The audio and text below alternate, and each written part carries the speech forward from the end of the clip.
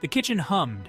A familiar warmth bloomed from the old iron oven, chasing away the December chill. Flour dusted the countertop, a soft snowfall on a landscape prepped for magic. It was Gingerbread Day. Every year, the ritual remained unchanged. Flour, butter, ginger, and spice ingredients measured with the precision of a childhood memory. Each movement, a whispered echo of Christmases past, of warm laughter and gentle hands guiding mine. This year, I baked alone. Sunlight, fractured by stained glass, painted the worn wooden floor in fleeting rainbows. Dust motes danced in the golden beams, each one a tiny memory swirling in the air. They whispered of her laughter, her stories, her quiet strength woven into the very fabric of this house. Grandmother, gone now, but her presence lingered. In the worn grooves of her favorite mixing bowl, in the faded floral patterns on the curtains, and most of all, in the well-thumbed recipe book lying open on the counter. It was more than just a collection of recipes. It was a chronicle of our family, bound in faded calico and smelling faintly of cinnamon and thyme. The book creaked open to the gingerbread recipe, its spidery script a familiar comfort. Each page rustled like dry leaves, whispering secrets only the two of us shared. A faded photograph, tucked between the pages, fluttered free. It was us. Me, a gap-toothed child with flour smudged on my cheek, and her eyes crinkled at the corners with amusement. My heart ached with a familiar pang. I traced her faded outline with my fingertip, the paper cold beneath my touch.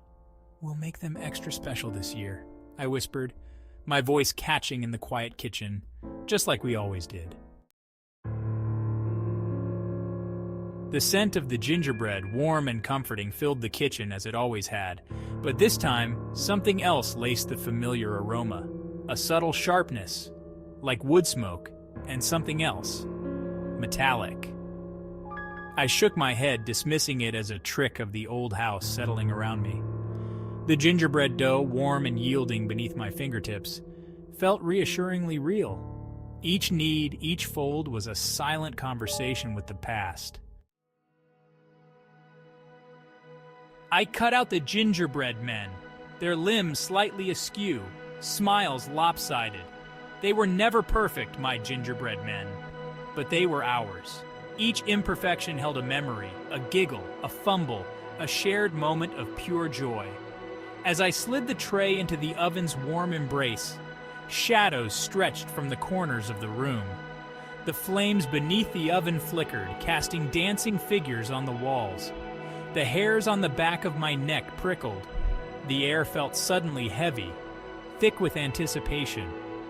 Or was it dread? The timer finally beeped, its shrill cry breaking the spell. I pulled out the tray, the scent of gingerbread washing over me in a heady wave. But the metallic tang lingered, sharper now, intertwined with the sweetness.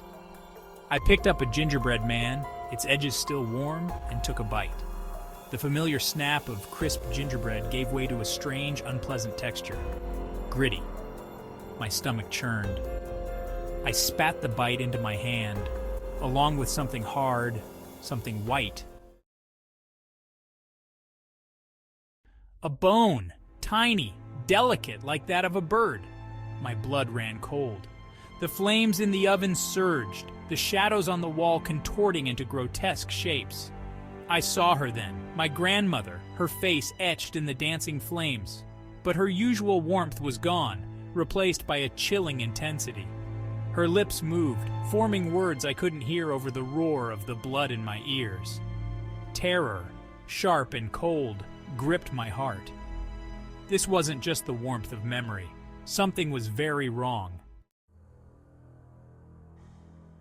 I stumbled back, dropping the tray with a clatter.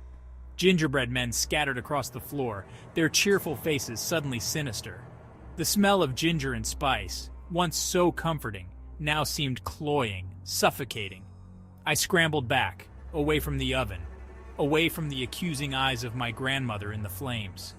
Panic clawed at my throat. each breath a struggle. But even in my fear, a question surfaced. What had happened here? What was my grandmother trying to tell me? Driven by a morbid curiosity, I peered into the depths of the old oven. The flames danced around something nestled amongst the burning logs. A small, leather-bound book, its cover almost identical to my grandmother's recipe book. I snatched it from the fire, the heat singing my hand. It was warm to the touch, pulsating with an unnatural heat, as if it were alive. This was no ordinary book, and I had a horrifying suspicion it held the answers I sought. With trembling fingers, I opened the book. The pages, filled with the same spidery handwriting as my grandmother's recipe book, were filled not with culinary delights, but with chilling incantations and disturbing sketches. Each recipe was a spell, each ingredient a sacrifice. And at the heart of each recipe, the same chilling ingredient, bone. Human bone. My grandmother's recipes weren't just family tradition. They were dark, twisted magic, fueled by something far more sinister than love. The fire in the oven sputtered, dying down to glowing embers. The scent of gingerbread faded, replaced by the cold, metallic tang of fear. I looked down at the gingerbread men scattered on the floor, their painted smiles mocking me. Each bite I had ever taken, each shared laugh, was tainted by this newfound knowledge. My grandmother wasn't the woman I thought I knew, and the magic she baked into those gingerbread men was far more sinister than I could have ever imagined. The kitchen was silent now, the only sound the ticking of the cooling oven. The air, once thick with the scent of baking and memories, was heavy with a chilling truth. I picked up the remaining gingerbread men, their forms stiff and unyielding. They were no longer symbols of warmth and love, but chilling reminders of a past I never truly knew. As I tossed them into the fire, watching them blacken and crumble, a single tear traced a path down my cheek.